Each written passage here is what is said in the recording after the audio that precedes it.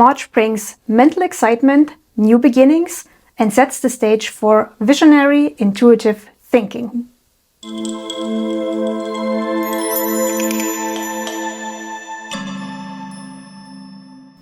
Hi, welcome to Living in Cycles. I am Sindy.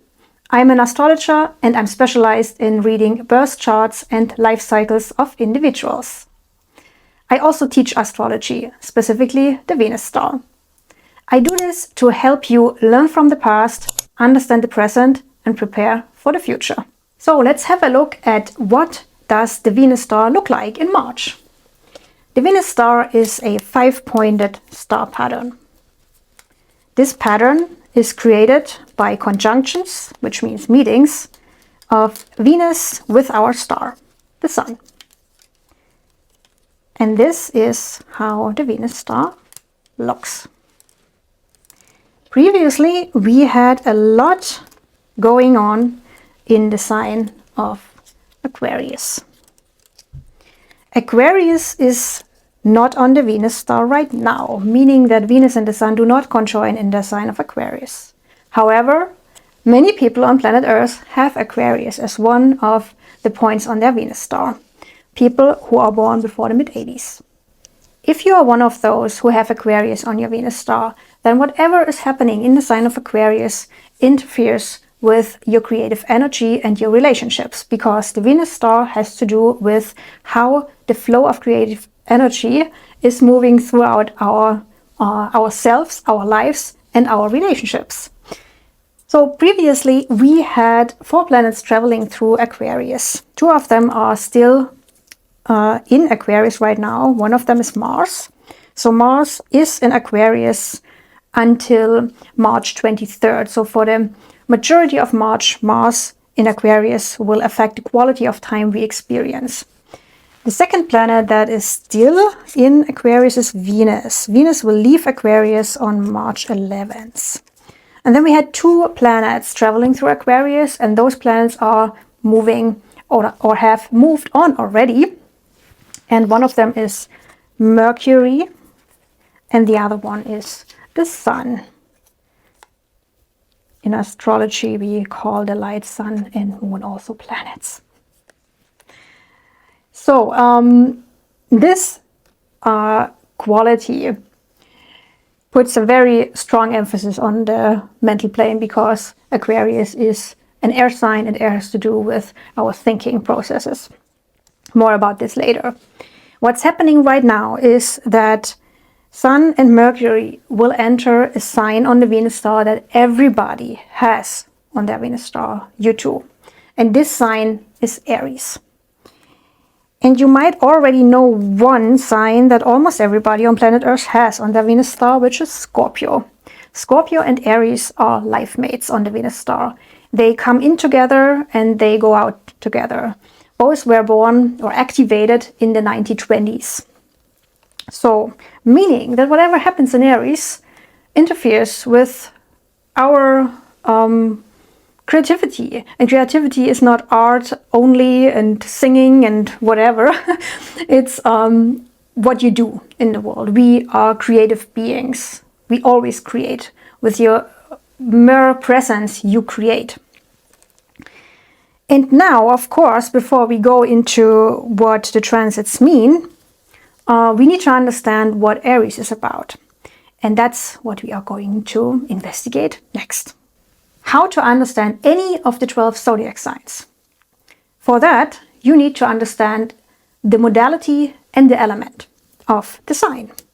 We have 3 modalities, which divide the signs into 3 groups, of course.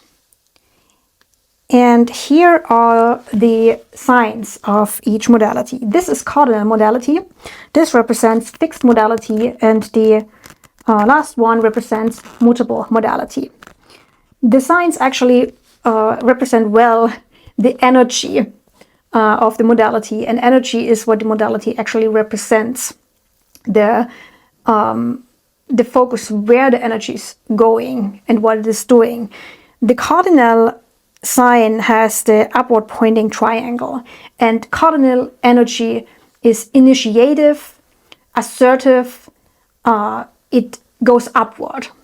You can best understand this through the first sign of spring, which is Aries.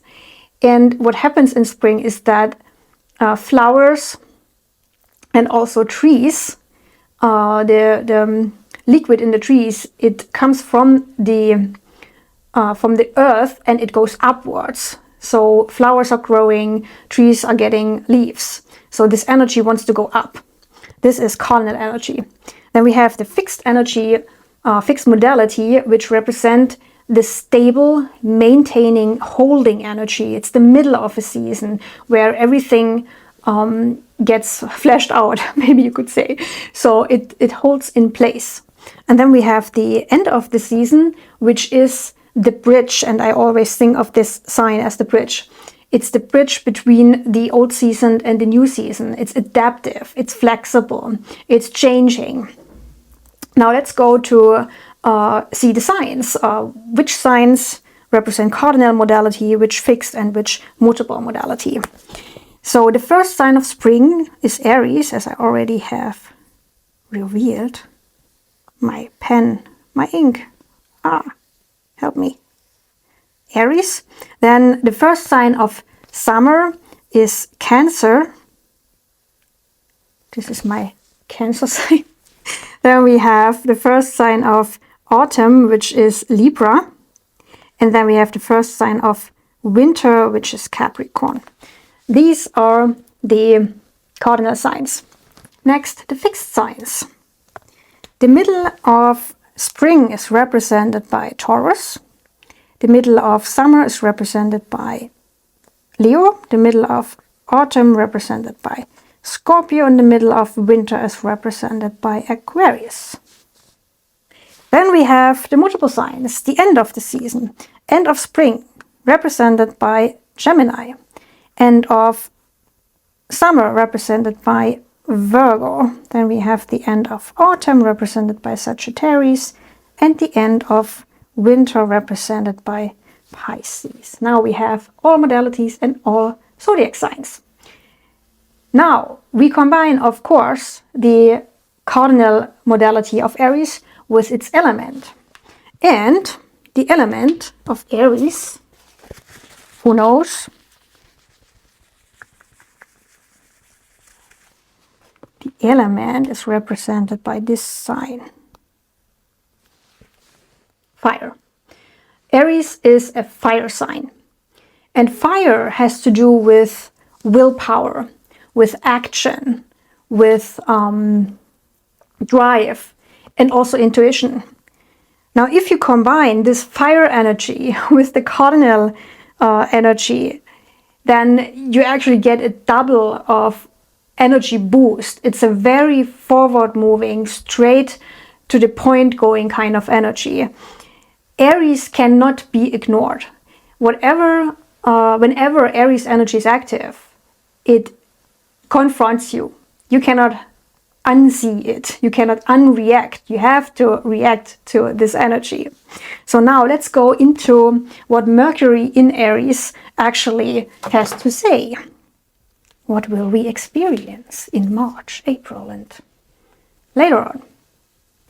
Back to the Venus star.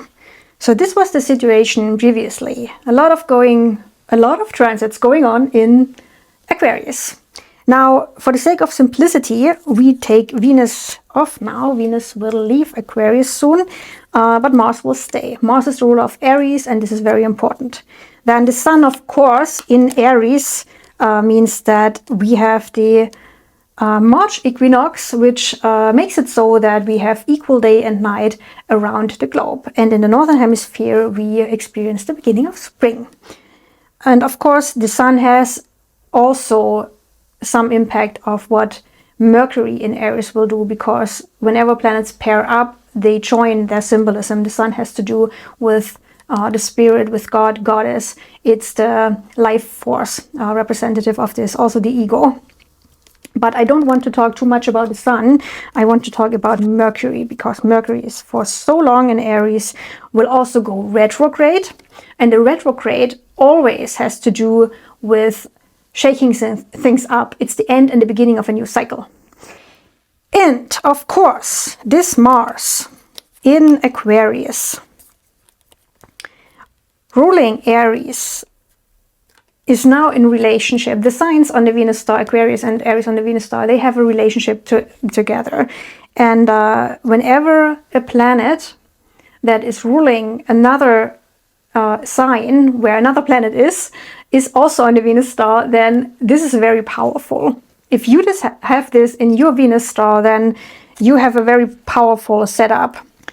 And the symbolism of Mercury, of course, has to do with the mental faculties. Mercury stands for the mind, for thinking, for new ideas, for concepts, for investigation, for communicating your ideas.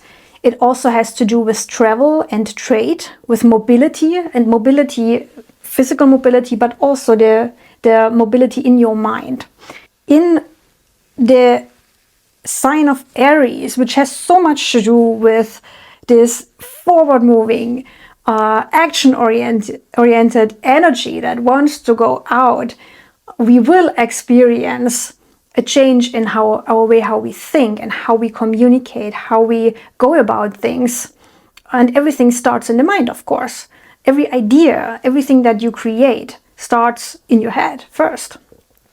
And Mercury will go retrograde in Aries in April. So the retrograde phase has to do with endings and beginnings. It's a new cycle. Also, Mercury will change phases because of that retrograde.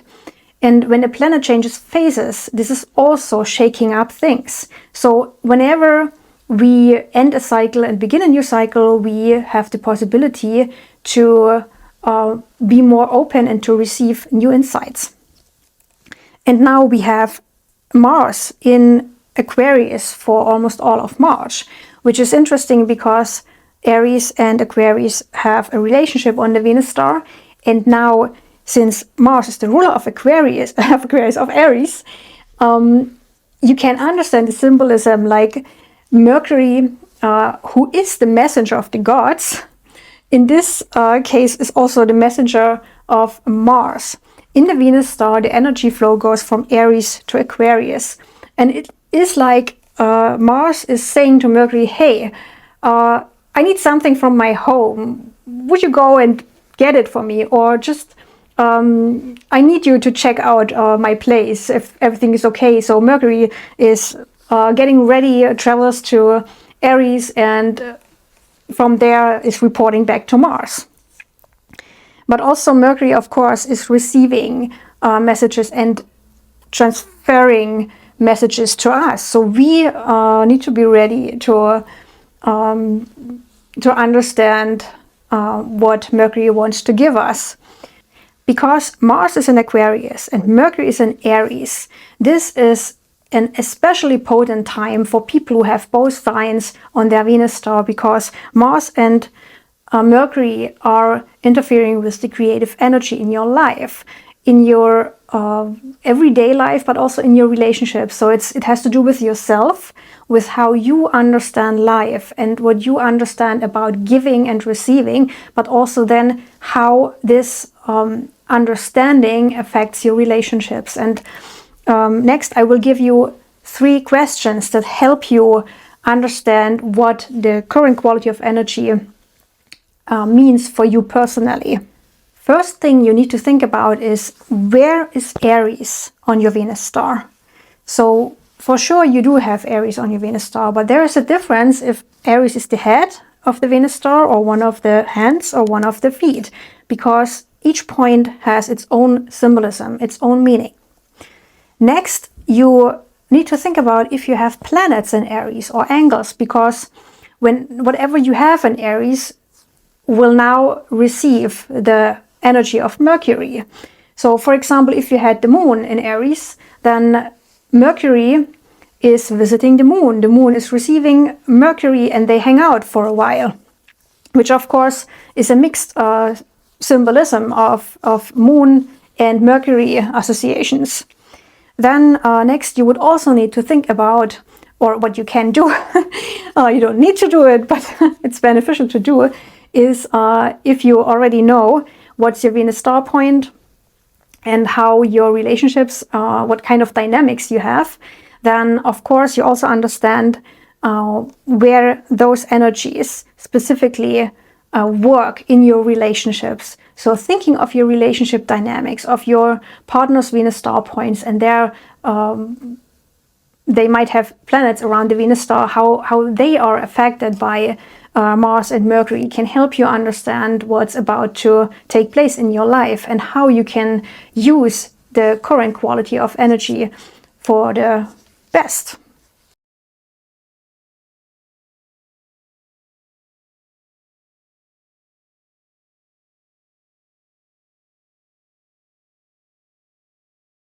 Speaking of relationship dynamics, I recently published an article on my blog which talks about relationship dynamics and how you easily can figure out a core signature of your energy that has to do with your dynamics. It's very easy. You don't need your time of birth. You only need your date. And what you basically do is you look up the sign and phase of your Venus star point and compare it to that of your partner or partners. So that gives you an understanding of if you carry, for example, more yang or yin energy or a mixed energy, and how that energy interacts with the energy of the people in your life. That's very beneficial, and I will link the article in the description box. If you are interested in studying your birth chart and the Venus star in depth, then I invite you to join my Venus star course, which starts on April 7th. Sign up opens on March 1st. In the course, you will study what the Venus star in your chart means. You will figure out all the signs on your Venus star. You also will understand how the force of creativity moves through you, and you will also get to know what kind of dynamics you create with the people in your life. The course is 5 weeks. It's online, it's on Zoom, and yeah, it's a great course. I really love teaching the course, and I would like you to get the information that the course provides, because it can help you to make the best out of your life and out of each phase and out of each relationship. That's all for today. I wish you an energizing, inspirational Mercury in Aries time. I hope you can use what you've heard in this video, and be open to what Mercury has to say. Don't be afraid of change. Be open to new ideas, new ways of communicating, and enjoy a wonderful springtime.